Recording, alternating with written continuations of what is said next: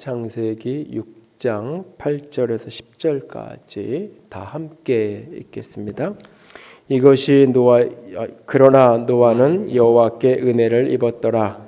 이것이 노아의 족보니라. 노아는 의인이요 당대의 완전한 자라.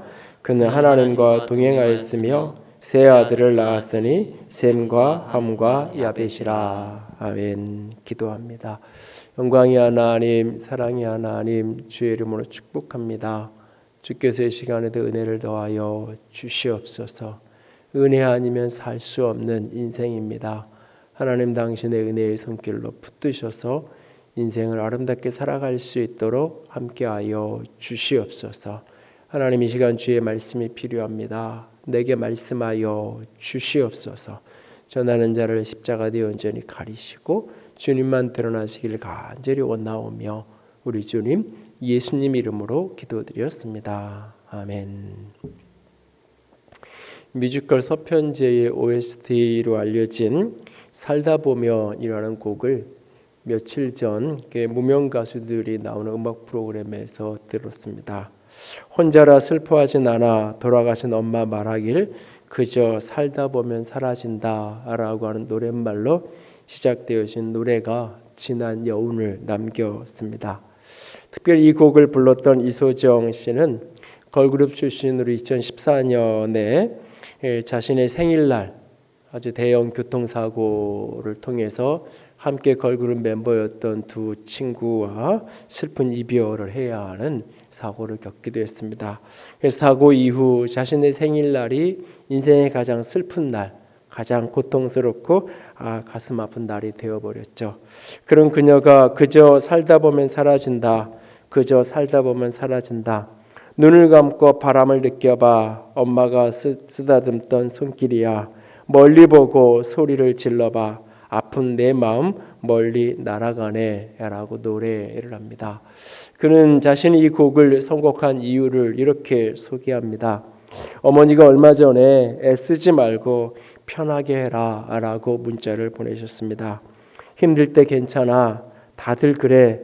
그냥 살아야지라고 해주는 것 같았습니다 라고 고백하며 자신의 인생에 이런저런 어렵고 힘들었던 시간을 되돌아보면서 살다 보면 사라진다를 노래하고 있었습니다.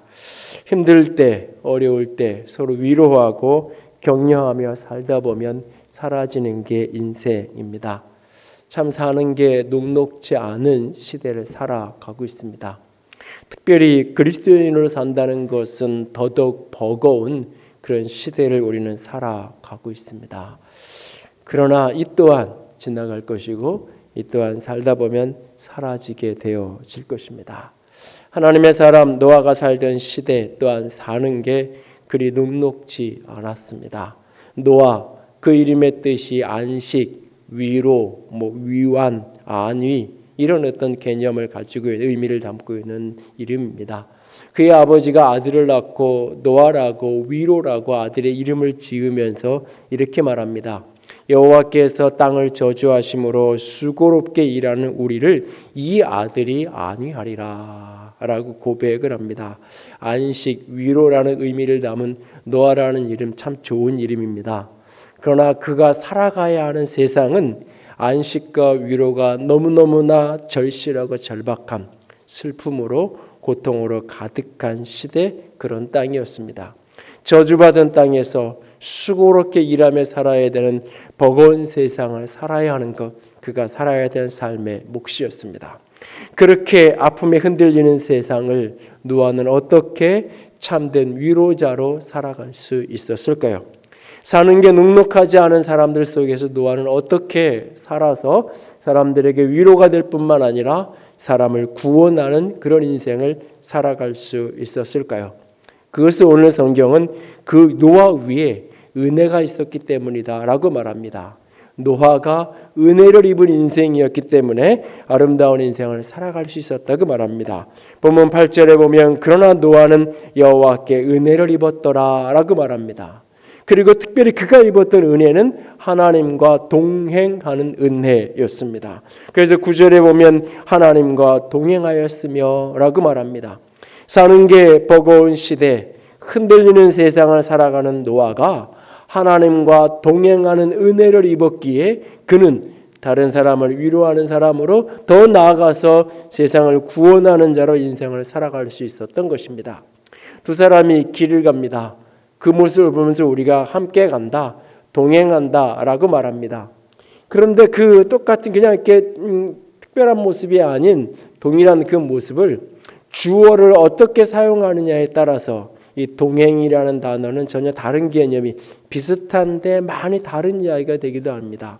내가 친구와 동행했어 라고 말하는 거하고 친구가 나와 동행했어 라고 하는 말은 비슷한데 다른 말이에요.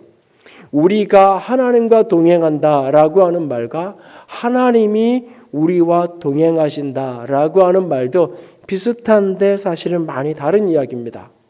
아마도 많은 성도들이 하나님과 동행하는 은혜라고 하는 이 설교 제목을 보면 가장 쉽게 떠올리는 이미지가 하나님이 우리와 하나님이 나와 동행해 주신다, 하나님이 나와 동행하신 은혜를 쉽게 떠올립니다. 그러나 오늘 노아가 받았던 은혜, 오늘 우리가 같이 나누고 싶은 은혜는 하나님이 우리와 함께 하시고 하나님이 우리와 동행하신다라는 방향이 하나님이 우리께로 오는 이 방향을 바꾸어서 노아가 하나님과 동행했다라고 말하고 있어요. 노아에게 임했던 은혜는 무엇인가? 노아가 하나님과 동행할 수 있게 하는 은혜. 오늘 세상이 흔들리고 연약하고 사는 게 녹록지 않은, 아니 사는 게 너무나 버거운 시대를 살아가지만 그런 시대 속에서도 하나님과 동행하며 살아갈 수 있게 하는 은혜, 하나님과 동행하며 살아가므로 말미암아 주변의 사람들에게, 다른 사람들에게 위로가 되고 안위가 되고 축복이 되는 인생을 살아갈 수 있게 하는 그 은혜, 오늘 노아에게 받았던 그 은혜, 노아 임했던 그 은혜가 우리에게도 동일하게 임하여지는 축복이 있기를 원합니다. 노아가 받았던 그 은혜, 그 은혜가 그를 어떻게 변화시켜 갔으며 하나님과 동행하는 은혜가 그에게 임할 때에 그는 어떤 인생을 살아갈 수 있었고 어떤 인생이 사라질 수 있었는지 오늘 본문을 통해서 함께 특별히 두 가지 정도로 같이 살펴보기로 합니다. 첫 번째로 흔들리는 세상을 살아가는 사람들에게 하나님과 동행하는 은혜가 임하면 어떤 일이 벌어지는가? 첫 번째는 세상을 분별하고 하나님을 알게 되는 은혜가 그에게 부어집니다. 오늘 세상 속에서 하나님과 동행하는 은혜가 부어지면 그 은혜가 우리를 세상을 분별하게 하고 하나님을 알게 하는, 하나님의 마음을 알게 하는 그런 자리에 서게 합니다.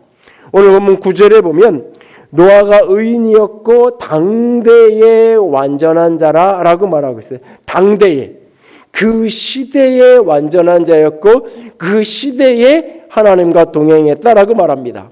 노아가 살던 시대, 그 시대는 어떤 시대였을까요? 오늘 우리가 사는 시대가 너무나 살기 힘든 시대라고 말합니다. 그러나 노아의 시대는 그렇지 않았을까요?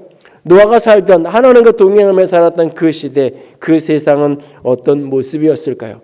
오늘 이 창세기를 앞으로 좀 넘어가면 6장 1절부터 이 시대의 배경들을 들여다볼 필요가 있는데 창세기 6장 1절에서 4절을 보면 그 시대가 어떤 시대였는지 그 시대의 모습을 우리에게 가르쳐 주고 있습니다. 특별히 6장 1절과 2절을 좀 가서 보세요. 6장 1절 2절 같이 읽습니다.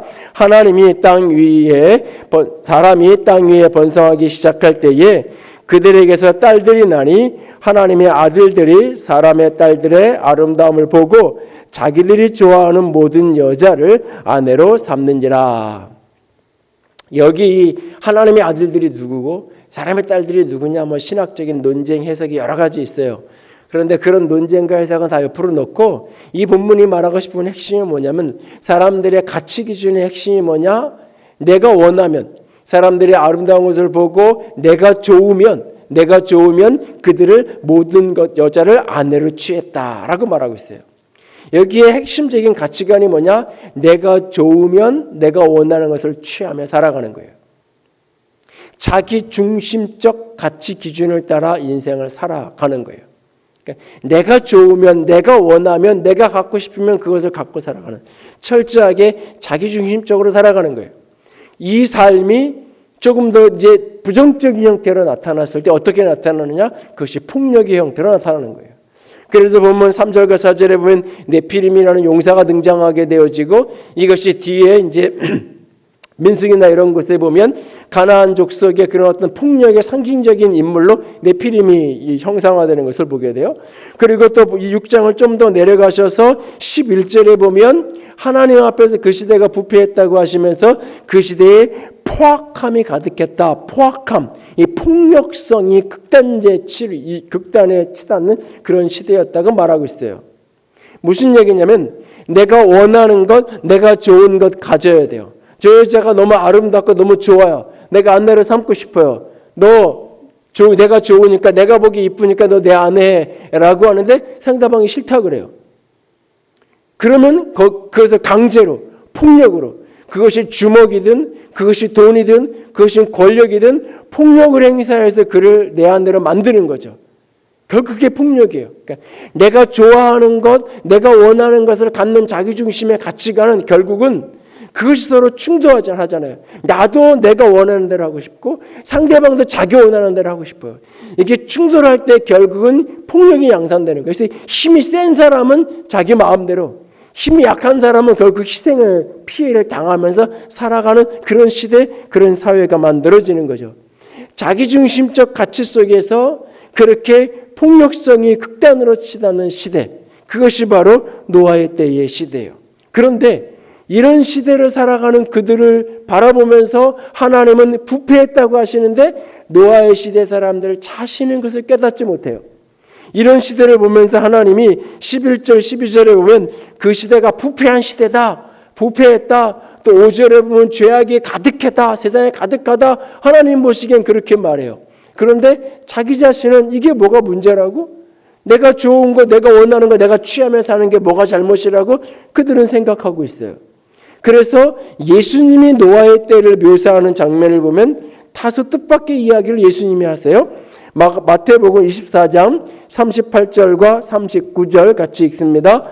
홍수전에 노아가 방주에 들어가던 날까지 사람들이 먹고 마시고 장가들고 시집가고 있으면서 홍수가 나서 그들을 다 멸하기까지 깨닫지 못하였으니 인자의 임함도 이와 같으리라 라고 말해요. 여기 보니까는 노아의 때를 말하면서 폭력이 가득했다, 도덕적으로 성적으로 엄청 타락했다, 이런 이야기를 예수님이 하는 게 아니라 먹고 마시고 장가들고 시집가고, 이거는 어디 룸사롱 가서 술 먹고 흥건하게 노는 그런 걸 이야기하는 게 아니에요. 인생 사는 게 먹고 마시고 시집가고 장가가고, 이거 빼면 먹는 거, 부부생활하고 가정에서 같이 자녀들하고 살아가는 거, 이거 빼면 인생이 뭐가 남아요? 그냥 먹고 마시고 장가들고 시집갔다는 이야기는 일상을 사는 거예요. 그냥 자기 인생 살아간 이야기예요. 그런데 어느 날 덜커덕 멸망이 오고 자신의 부패함과 악에 대해서 하나님의 심판이 쏟아부어지는 거예요. 그날이 올 때까지 그것에 깨닫지 못했다라고 말하고 있어요. 그 시대가 얼마나 자기중심 속에 극단으로 가고 폭력에 가득했는지 하나님이 그들과 함께할 수 없었다. 3절에 보면 하나님이 그들과 같이 있을 수가 없을 정도로 그 시대가 부패했어요. 그래서 하나님이 그들을 심판할 수밖에 없는, 다 멸망시킬 수밖에 없는 그런 부패한 시대고 부패한 사회예요. 그런데 정작 자기 자신은, 그 시대를 살아가는 그들은 얼마나 내가 부패했는지, 얼마나 우리 시대가 썩은 시대인지를 자신들은 모르고 살아가고 있는 무감각한 상태의 모습, 이것이 바로 노아의 때의 모습인 거예요. 우리 시대에는 이와 얼마나 다를까요? 정인이 사건이라고 언급되어진 사건이 많은 분들에게 분노를 가져오기도 하고 아픔, 슬픔을 가져다 주기도 했어요. 어린아이가 자신의 친부에게, 결국 친부모에게 버림받고 결국 양부모에게조차도 고통을 받다가 그 어린 나이에 폭력의 희생으로 세상을 떠난, 그런데 그 양부모의 배경이 목회자의 자녀로 태어났고 그 양부는 한국의 대표적인 기독교 방송국에서 일하는 분이고 뭐 이런 어떤 여러 가지 이야기들이 흘러나오면서 많은 분들에게 더 큰 어떤 분에게 더 분노를 더 키우고 어떤 분에게는 그 슬픔과 아픔을 더 키워가는 사건. 이런 사건을 이렇게 보면서 여러 가지 뭐 배경에 있는 여러 가지 상황들 지금처럼 직간접적으로 이제 당사자들을 알고 하는 분들을 이렇게 만나고 이야기를 전해 들으면서 여러 가지 생각을 하게 돼요. 특별히 이 일을 겪으면서 주변의 선후배 동료들 중에 입양 가정을 이루고 있는 분들이 남모르게 이렇게 눈물을 흘리고 아파하는, 사실은 가정 폭력이 친부모의 폭력이 프로테지가 훨씬 더 높고 양부모의 경우 폭력을 행사하는 경우가 거의 제로에 가까울 만큼 사실 없어요. 그럼에도 불구하고 또 오해받고 사실은 뭐 아이가 없어서 불임이어서 입양할 경우도 있지만 아이가 둘 있음에도 불구하고 또 아이를 입양해서 키우고 많은 사실은 입양 가정의 90% 이상이 크리스찬들 목회자도 굉장히 많고 최근에 한 집사님은 입양해서 이렇게 키우는 아이가 건강에 이상이 있어서 장애가 있는 게 나중에 발견이 되고 그래서 그 아이를 장애 있는 아이를 한국 사회에서 키우는 게 조심스러워서 그 아이 때문에 자신의 모든 터전을 뒤로 하고 지난주 중에 미국으로 이제 이민길을 떠나는 한 분을 보기도 했는데요. 뭐 많은 분들이 그렇게 좋은 의도로 선한 의도로 사랑의 삶을 살아가요. 그럼에도 불구하고 이 일은 한국 사회에 충격을 주었고 많은 고민을 하게 만들어요. 이 고민을 하면서 나오는 질문 중에 하나가 뭐냐면 입양을 한 이유가 뭘까? 어린 시절부터 자기는 입양을 해서 살 거야. 결혼하면 우리는 입양해서 아이를 키울 거야. 늘 그렇게 말해왔고 그것이 꿈이었다고 이야기를 해요. 그런 환경에서 자랐어요. 그러니까 어느 날 결혼을 하고 그렇게 꿈이 맞는 부부가 함께 입양을 했어요.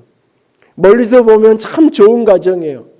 그리고 우리는 이렇게 입양해서 행복한 삶을 살아간다고 SNS에 공유도 하고 뭐 기회 시대 나가서 간증의 자리, 삶을 나누시는 자리에서 삶의 모습을 나누면서 많은 사람들이 참 존경스럽다, 참 멋있다, 누군가는 나도 저렇게 살고 싶다, 뭐 그런 생각을 할 만한 모습을 만들어가고 있었어요.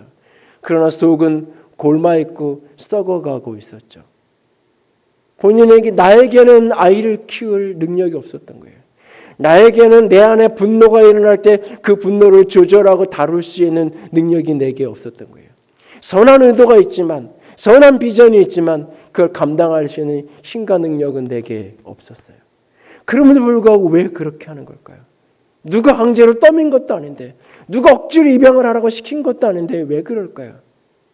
여기에 크리스찬의 중요한 함정 하나가 있어요. 남들이 보기에 멋있는 삶, 남들이 보기에 괜찮은 삶.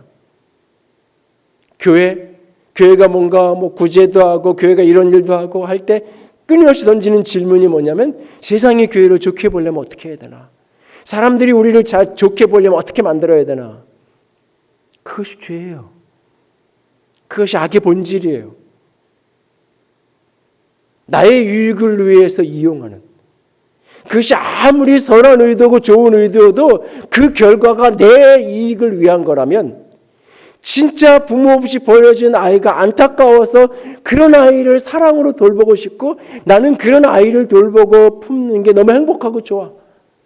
내 아이를 품고 안는 것도 행복하지만 그렇게 버려진 아이를 품고 안을 때 너무너무나 행복하고 너무나 즐거워.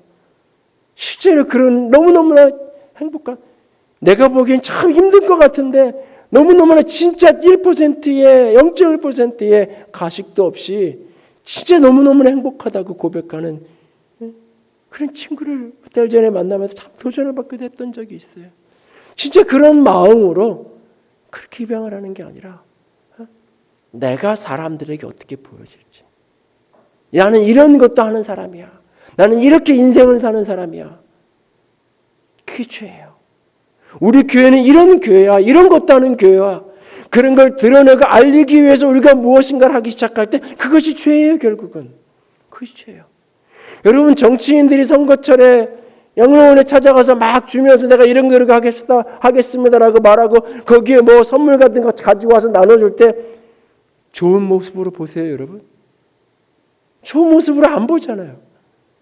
그 악하다고 보잖아요. 그 표 때문에 이용하는 거예요. 그러니까 표를 안 되는 양로원이나 이런 데는 안 찾아가고, 아니 고아원이나 이런 어린아이들 시설을 안 찾아가고 맨날 저런 데만 찾아가, 표 있는 데만 찾아가는, 그걸 선하다고 안 보잖아요. 왜? 그건 악이에요. 자기 자신을 이용하는 거예요. 자기 이용을 사는 거예요. 사람을 수단으로 삼고 자기 필요를 위해서 이용하는, 이게 죄의 본질이에요. 이 죄의 본질이 하나님의 은혜가 부어져야만 깨달아지는 거예요. 이게 죄인지 깨달았지 않아요. 예수를 알지 못할 때, 복음을 깨닫지 못할 때, 하나님의 은혜가 부어지기 전에도 죄라고 말할 때 그 죄는 내가 의도적이고 능동적으로 누군가에게 해를 줬을 때 그것만 죄라고 생각해요. 그러나 내가 하나님의 은혜가 임하고 나면, 그래서 자기 죄가 보여지기 시작한다고 말할 때 그때 깨달아지는 것 중에 하나가 뭐냐면 내 안에 얼마나 악한 게 있는지. 수많은 선으로 포장했지만 결국 나의 유익을 위해서 살아갔던 자기 중심성이, 이게 죄인 게 깨달아지는 거예요. 하나님의 은혜가 임하면 이 세상에 분별된다고 말할 때 이 세상의 죄의 속성, 자기 중심성이 깊이 깨달아지고 그것이 내 안에도 있다는 것이 알아지는 거예요. 그리고 더 나아가서 그런 세상을 바라보는 하나님의 마음, 그런 나를 바라보는 하나님의 마음이 그 다음에 알아지는 거예요. 그 죄가 분별되고 악이 분별되고 세상이 분별되는 걸로 끝나는 것이 아니라 그런 세상을 바라보는 하나님의 마음이 알아지는 거예요. 오늘 하나님은 이런 세상을 바라보면서 노아의 시대에 너무너무 악하고 생각하는 것마다 다 악할 뿐인 그 인생을 바라보면서 하나님이 뭐라고 말씀하시냐면 한탄한다고 말해요. 근심한다고 말해요. 너무너무 가슴 아파서 가슴앓이를 하시는 거예요. 하나님의 슬픔. 하나님의 슬픔. 그 정인이를 거두어서 장례를 치르고 양지 바른 곳에 묻었던 목사님은 결국 사실은 그 모든 걸 또 수습한 것도 목사님이에요. 그 처음에 그 전후 사정을 알지 못했기 때문에 그냥 어떤 사고로 아이가 죽은 줄 알고 그 아이를 품에 안고 너무너무나 통곡이 나와서 울었다고 얘기하시더라고요. 그리고는 수목장을 이렇게 같이 하고 있고, 그래서 거기에 이렇게 양지 바른 곳에 묻고. 여러분, 하나님이 이 죄악된 세상을 바라보면서 갖는 슬픔이 어쩌면 그런 슬픔이에요. 여러분, 친구가 이렇게 이제 친구라 해서 도와줬는데 어느 날 돈 떼어먹고 사기치고 도망간 어떤 친구, 어떻게 그 친구의 주소를 알아서 찾아갔는데, 내 돈 떼어먹고 친구 돈 떼어먹고 도망가서 살면 잘 살기라도 할 것이지, 어디 지하실 단칸방에 거지꼴이 돼서 사는 모습을 볼 때 마음이 어때요? 차라리 잘 먹고 잘 살기라도 하면 내가 시큰 욕이라도 할 텐데, 그런 생각이 들어요. 그래도 얘 친구였기 때문에, 나 돈 떼어먹고 사기치고 뒤통수 친 사람이지만 얘 친구였기 때문에 너무너무나 오늘 힘들게 사는 게 보면 화가 나지만 동시에 마음이 아파요. 슬퍼요.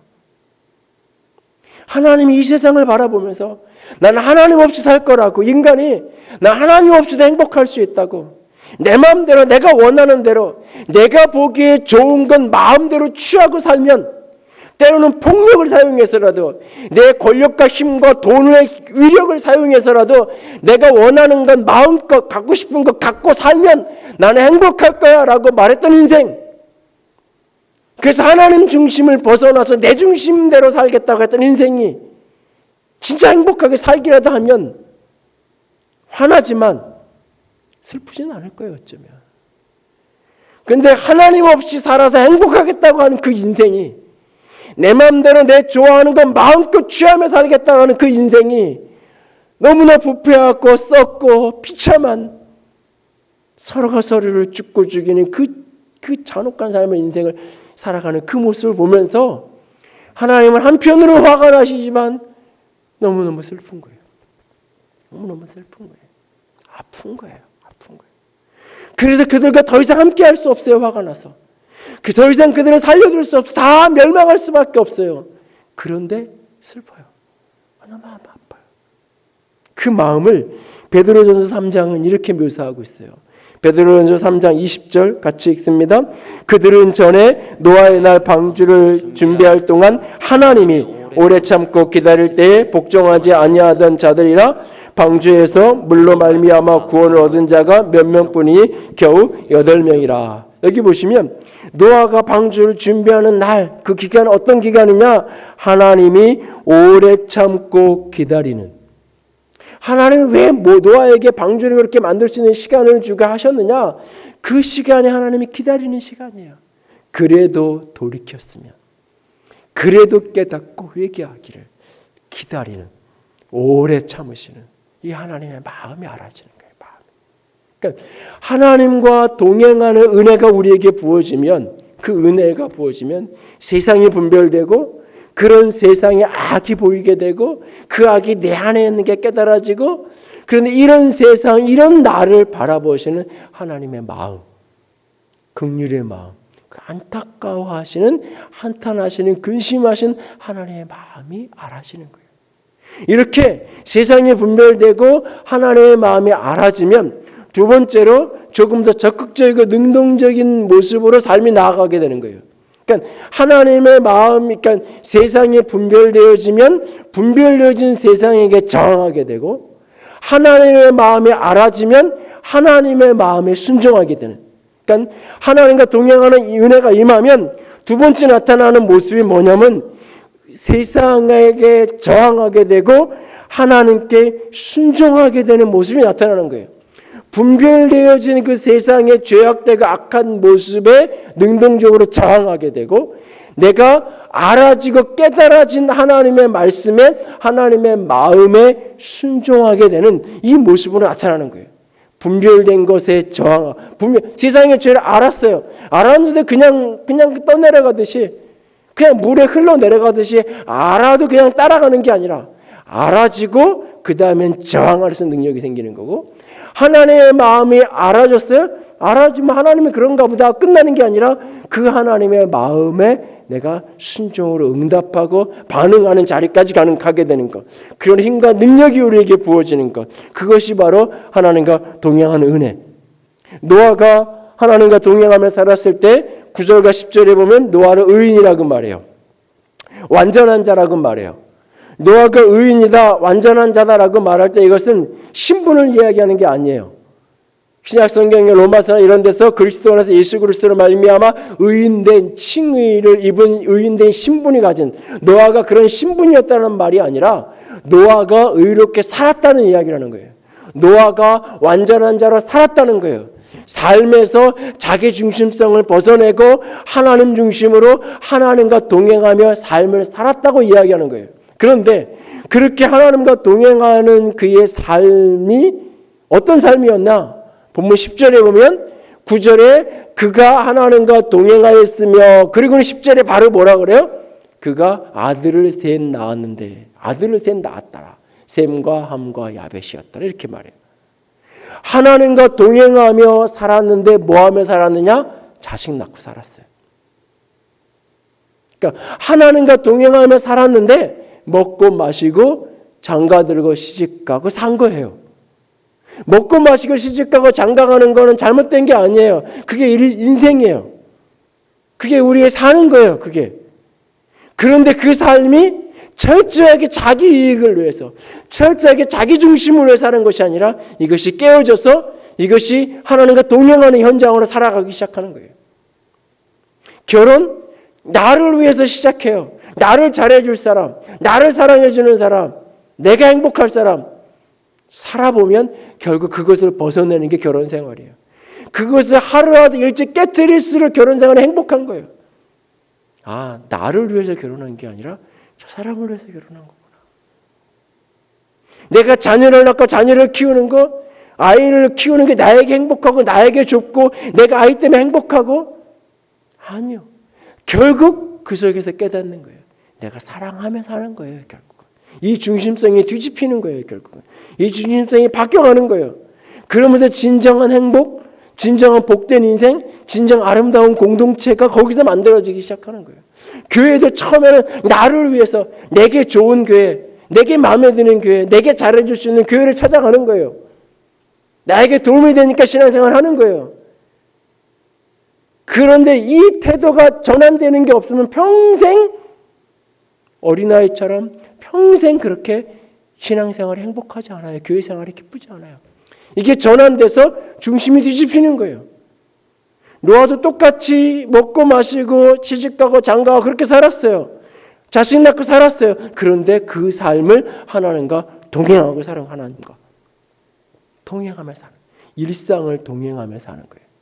그 삶이 결국 의를 전파하는 삶이었던 거예요. 의를 드러내는, 세상에 저항하는 삶이었던 거예요. 베드로후서 2장 5절 같이 읽습니다. 옛 세상을 용서하지 아니하시고 오직 의를 전파하는 노아와 그 7 식구를 보존하시고 경건하지 아니하는 자들의 세상에 홍수를 내리셨으며, 의를 전파하는 노아, 밥만 먹으면 맨날 나가서 길거리에 가서 전도지 나눠주고 맨날 나가서 니네 회개하지 않으면 120년 지나면 하나님이 물로 심판한다고 해서 다 멸망할 거야, 빨리 회개하고 돌아와. 맨날 자기 할 일 안 하고 가정생활도 다 팽개치고 나가서 직장 다 팽개치고 나가서 그렇게 살았다? 그래서 열심히 의를 전도하고 복음 전도자로 살았다? 그게 노아의 삶이 아니에요.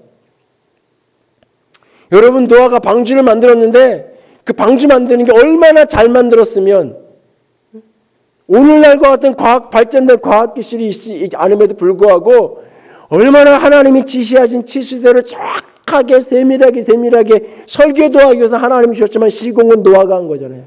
얼마나 철저하게 했으면 그 수많은 날 비바람이 몰아치고 그 수많은 날 물 위에 떠 있는데 물 한 방울 스며들지 않고 버티냐고요. 이게 거저된 일이겠냐고요.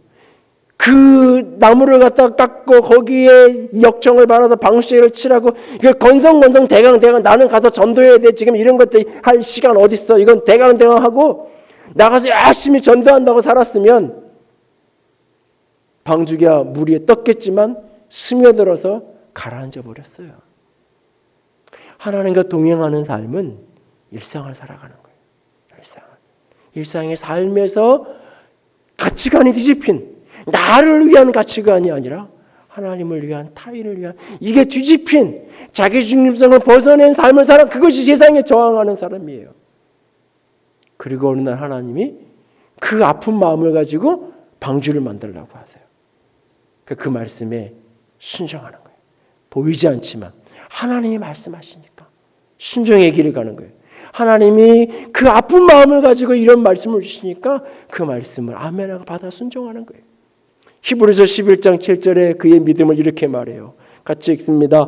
믿음으로 노아는 아직 보이지 않는 일에 경고하심을 받아 경외함으로 방주를 준비하여 그 집을 구원하였으니 이로 말미암아 세상을 정죄하고 믿음을 따르는 의의 상속자가 되었느니라. 믿음으로 방주를 준비했어요. 하나님을 경외함으로. 그런데 여기 보이지 않는 일. 여러분, 하나님과 동행하며 사는데 하나님이 나와 함께하는 것, 하나님은 내가 보이니까. 근데 내가 하나님과 함께하는 것, 하나님이 보이고 느끼고 체험될 때는 참 좋은데 하나님이 전혀 보이지 않고 느껴지지 않을 때 하나님과 동행한다는 게 뭔지, 어떻게 하나님을 따라가야 될지, 바로 그 순간에도 주어진 말씀 앞에, 깨달아진 말씀 앞에 보이지 않지만 순종해 갔던 사람, 그게 노아예요. 여러분, 운전을 하시는 분들은 쉽게 이해할 수 있는 이야기인데, 운전을 하고 몇몇 사람이 어디를 가는데 한 차에서 못 타서 차가 2대 3대 가야 되는데 목적지를 정확하게 서로가 다 알면 그냥 몇 시까지 거기서 만납시다 그러고 출발하면 돼요. 근데 잘 몰라. 그래서 이렇게 따라와야 돼. 저 따라오세요. 그리고 앞에 가요. 뒤에서 따라가야 돼요. 그런 식의 운전을 할 때 앞에 가는 사람은 그냥 편하게 자기 길만 가면 되는 게 아니에요. 앞에 가면서 계속 뒷차를 쳐다봐요. 백밀러로 계속 뒤에 오는 차가 제대로 오고 있는지 쳐다봐요. 신호가 바뀔랑 말랑해요. 내가 딱 평상시 운전 습관 같으면 이 정도 상황이면 그냥 조금 더 속도를 내서 얼른 빨리 그냥 그 건널목을 지나가는 게 일반적인 내 운전 습관이에요. 그런데 나는 이 신호에 충분히 여유롭게 지나갈 수 있는데 뒤에 차가 걸려서 못 들어올 게 뻔해.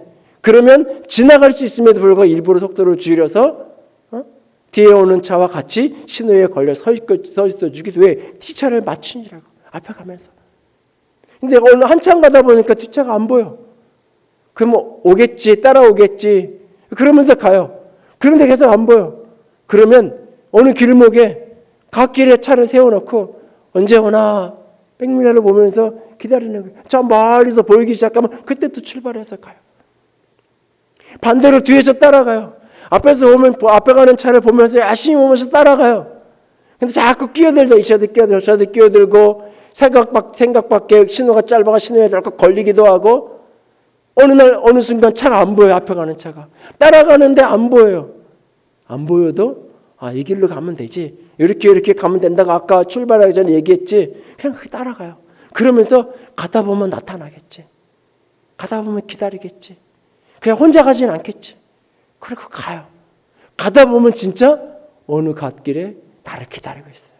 그 기다리는 차를 보는 순간 마음이 안정이 되고 그리고 또 따라가요. 하나님을 따라가고 하나님과 동행하며 살아가는 인생. 하나님이 그냥 마음대로 하나님 가고 싶은 데를 가고 넌 알아서 따라와 이게 아니에요.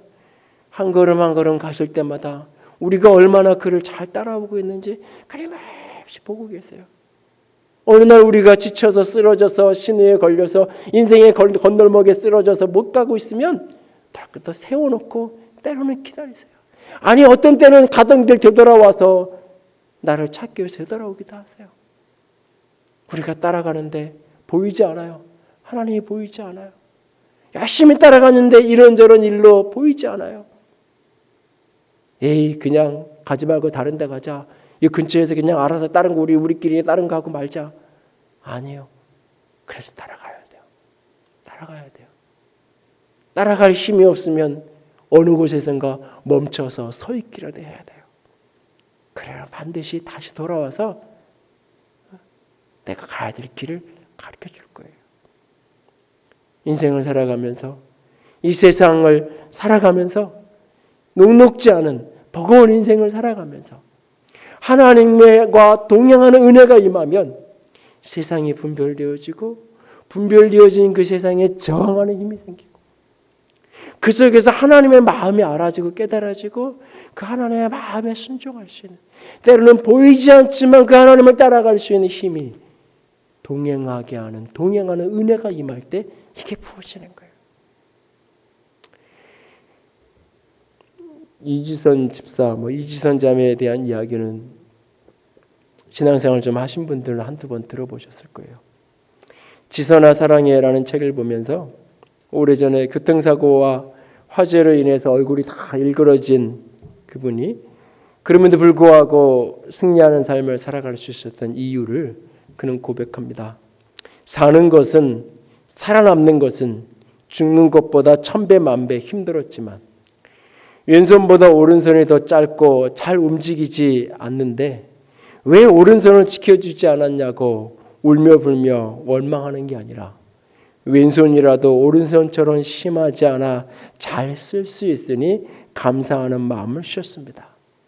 손가락을 절단하러 들어가는 수술실 앞에서 더 많이 자르지 않아 감사하는 마음을 주셨습니다. 어제는 숟가락을 혼자 잡을 수 있어서 오늘은 또 문고리를 잡고 열 수 있어서 감사하며 기쁩니다.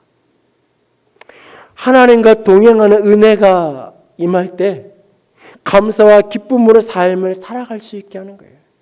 이건 어떤 상황에서도 그리스도인은 항상 감사해야 돼. 그리스도는 어떤 상황에서 늘 기뻐하며 살아야 돼라고 하는 명령에 대한 당위적 명령에 대해서 의무적으로 순종하며 그래 나는 감사해야지 감사해 하며 사는 모습을 이야기하는 게 아니에요.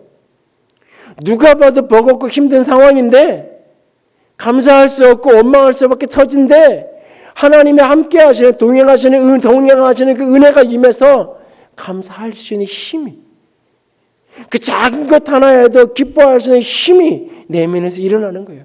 그 삶이 그렇게 기쁨으로 감사로 살아시게 하는 거예요. 그런데 최근에 그분이 이런 얘기를 하세요. 전에는 살아있는 것에 대한 기쁨을 크게 느꼈는데 40살이 된 지금은 세상 재미가 없어졌습니다. 라고 고백합니다. 일그러진 얼굴과 그 상흔을 딛고 수많은 사람들의 희망의 아이콘이 되었던 사람. 힘들지만 꿈을 찾아서 공부를 하고 유학길에 올라 박사학위를 하고 박사가 되어진 사람. 학위를 가지고 귀국해서 기독교 대학에서 전임 교원으로 임명이 되어서 이제는 이시선 자매나 이시선 집사가 아니라 이시선 교수로 불리어지는 40대가 되어진 그때 더 이상 사는 게 재미가 없어졌다라고 말합니다. 그런 그녀의 삶을 새롭게 전환할 수 있어 만들었던 사건은 뜻밖의 곳에서 찾아옵니다. 아는 분들이 만나서 밥 먹자 하고 우리 만나서 만남을 통해서 뭔가 좋은 일을 해보자 그래서 등 떠밀려 시작한 일이 부모님 중에 한 분이나 또는 두 분 다 이렇게 수용생활 수감되어 있는 수용자들 자녀를 이렇게 돕는 이런 선교회랑 연결이 돼서 그 아이들하고 이렇게 만날 수 있는 같이 이렇게 야외에 소풍도 가고 이런 시간을 보낼 수 있는 그런 어떤 곳에 참여하게 된 거예요. 이 일이 자신에게 가져온 변화를 그는 이렇게 고백을 해요. 시간이 지나면서 우리가 서로를 알게 됐고 이제 나는 더 이상 수용자의 자녀를 두고 남이라고 생각하지 않았다. 내가 왜 마음에 허무함이 들고 이렇게 사는 게 재미가 없어졌는지를 알게 됐다. 바로 사랑을 나누며 사는 일을 잃어버렸던 것 같았다. 완벽한 타인이었던 수감자의 자녀들이 바로 우리가 되면서 마음을 나누고 그들을 위해서 뭔가 하고 싶은 것이 뭘 해주면 좋을까라는 생각을 하는 순간부터 내게 힘이 나기 시작했다. 우리가 지극히 작은 자들에게 마음을 나누는 것이 우리가 받은 은혜를 되갚는 일이고 우리가 더 행복하게 살 수 있는 길이기도 하다라고 그는 고백해요. 언젠가 그분이 이렇게 자신도 결혼해서 가정을 이루고 싶고 이런 소원을 한 12년 전에 이야기하는 걸 들었던 기억이 나더라고요. 이 글을 쭉 읽어보면서. 그러나 이런저런 이유로 멀리서 보면서 참 저분 대단한 삶이야 라고 많은 사람이 하지만 사실 가까이 다가오는 사람은 많지 않았을 거예요. 진짜 가까이 다가와서 친구가 되고 사랑을 하는. 나이가 점점 어릴 때는 부모도 사랑해주고 다 이런 게 맞는데 나이가 점점 들어가면서부터 내가 사랑해야 될 사람이 있어야, 내가 누군가 사랑할 사람이 있어야 이 마음이 풍성해지는 건데 어느 날부터인가 아마 외롭고 그러면서 많은 것을 남들 보기엔 많은 것을 이룬 인생이 되지만 삶이 더 이상 여러분 하나님과 동행하는 은혜가 임한다는 것 어떤 위대한 삶을 이야기하는 게 아니에요. 하나님과 동행하는 은혜가 임하면 세상을 뒤집을 수 있는 능력 있는 인생을 살아가는 어떤 삶을 이야기하는 게 아니에요. 하나님과 동행하는 교회가 된다는 것, 이 세상을 뒤집어 놓을 수 있는 큰 교회가 된 어떤 것을 이야기하는 게 아니에요. 하나님과 동행하는 은혜를 입는다는 것은 일상을 살아가는 거예요. 먹고 마시고 장가들고 시집가는 그 일을 살아가는 거예요. 그런데 그 일을 나의 유익을 위해서가 아니라 내가 좋아하는 거는 힘을 써서라도 폭력을 사용해서라도 나는 내 걸로 만드는 그런 인생을 살아가는 것이 아니라 그 일상을 사랑으로 살아가는 거예요. 그 일상을 마음을 나누며 살아가는 거예요.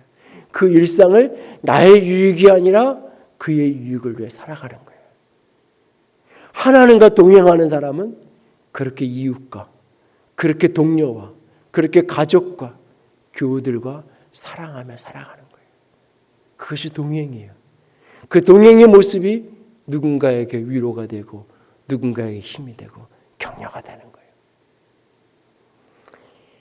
도장원 선생님의 고백처럼 흔들리지 않고 피는 꽃이 어디 있으며 젖지 않고 피는 꽃이 어디 있겠습니까? 버겁지 않고 힘들지 않은 인생이 어디 있겠습니까? 멀리서 보면 저 사람 참 행복해 보이고 저 사람은 참 아무 힘든 게 없는 것 같아 보인다 할지라도 가까이 가보면 다 인생에 버거운 게 있고 삶에 넉넉하지 않은 모습이 우리들 모두 있습니다. 이런 인생 그저 버티면서 살다 보면 사라지는 수준의 인생이 아니라 하나님이 함께 하시는, 하나님과 동행하는 은혜로 사라지는 은혜의 인생을 살아갈 수 있기를 원합니다. 누구나 버겁고 누구나 힘든 인생, 어떻게 꾸역꾸역 버텨서 살다 보니 사라진 인생이라고 말하는 인생이 아니라 그 인생 버겁지만 하나님과 동행하며 살았더니, 버겁지만 힘겨웠지만 하나님과 동행하며 살았더니 내 인생이 은혜의 인생이었고, 나를 가장 가까이서 만나는 이들이 나의 인생을 통해서, 나의 삶을 통해서 위로를 얻고 힘을 얻고 살 소망을 얻은 인생이 되었다고 말하는 그런 복 있는 은혜의 인생을 살아갈 수 있는 저 여러분이 될 수 있기를 원합니다. 그런 동행하는 은혜가 우리 안에 가득 부어지기를 오늘도 간절히 소망하고 갈망하는 우리가 될 수 있기를 주님의 이름으로 부탁을 드립니다. 같이 찬양합니다. 세상은 들리고 사람들은 변하여도 나는 주를 섬기리. 왜냐하면 주님의 사랑이, 주님의 은혜가 나에게 있기 때문에 나는 변하지 않고 그렇게 주님만을 사랑하고 섬기겠습니다. 함께 고백하며 찬양합니다. 함께 나아갑니다. 세상은 들리고 사람들은 변하여도 나는 주를 섬기리.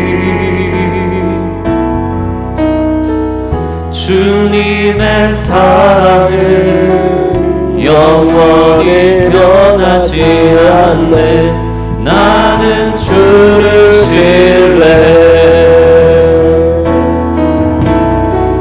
세상은 들리고 사람들은 변하여도 나는 주를 섬기리. 왜냐하면 주님의 사랑이, 주님의 은혜가 내게 함께하기 때문에 영원히 변하지 않네. 나는 주를 신뢰해. 오직 주님만을 믿음으로, 오직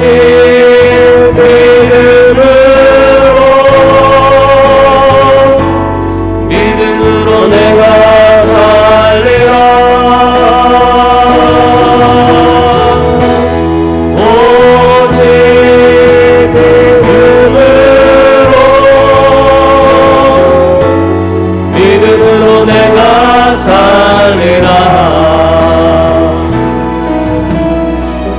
믿음은 들리고 사람들 주를 떠나도 나는 주를 섬기리. 주님의 나라는 영원히 쇠하지 않네. 나는 주를 신뢰해.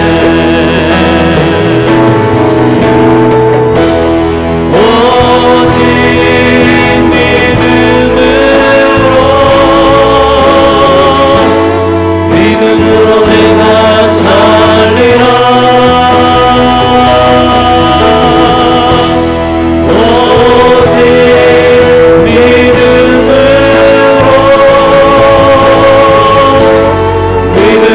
내가 살리라.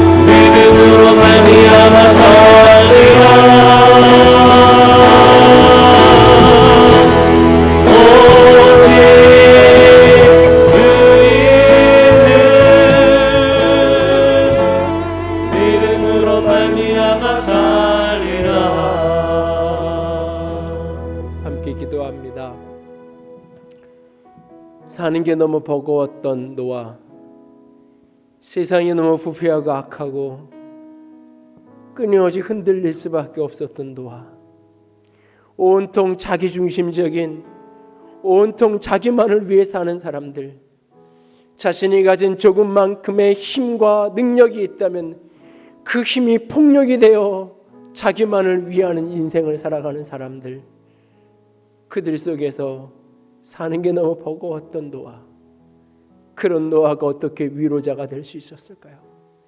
그런 노아가 어떻게 자신의 온 식구를 살리고 온 세상을 구원하는 인생을 살 수 있었을까요? 말씀은 우리에게 말합니다. 그러나 노아는 여호와께 은혜를 입었더라. 그러나 노아는 은혜를 입었기에 그런 세상을 위로자로 살 수 있었던 것입니다. 하나님, 나에게 동행하는 은혜가 있기를 원합니다. 아버지, 오늘 내 가정에서, 내 일터에서, 오늘 이 교회 속에서, 오늘 이 시대 속에서 하나님, 당신과 동행하는 은혜가 내게 부어지기를 원합니다.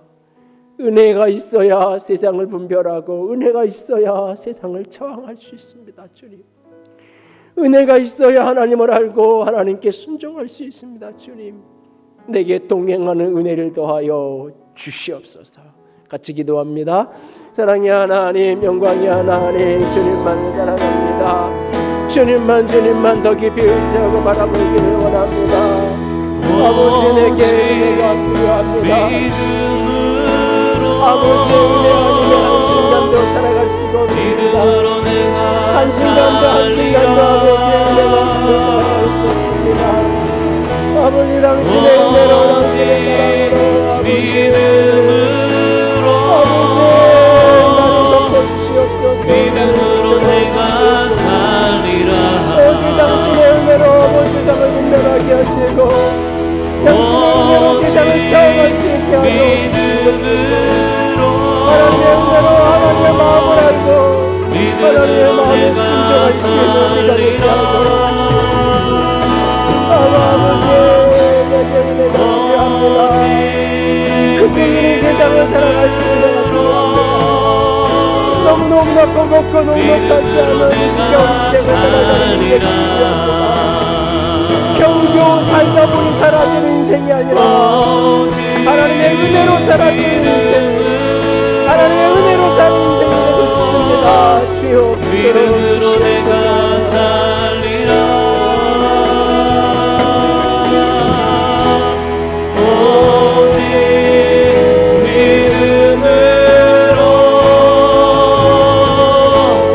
믿음으로 내가 살리라.